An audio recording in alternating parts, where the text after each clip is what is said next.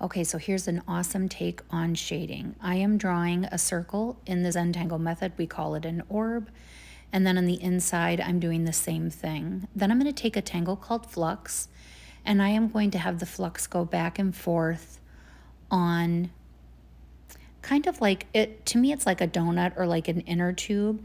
And I'm just going to have flux go on that whole section. Then you can put anything you want inside of the flux. I a lot of times just put one little line like here. And then I take the pencil and I put a whole bunch of graphite on these two circle orb parts. And you can play with how much you add and don't add, but it gives a really cool illusion. And then of course I added a whole bunch of fun things at the end.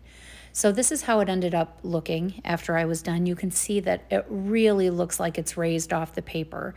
Now I go much more in depth with this in classes than I do in a live, but I did want to show a little bit of shading in the last couple lives. So this is how this turned out, and it really is cool.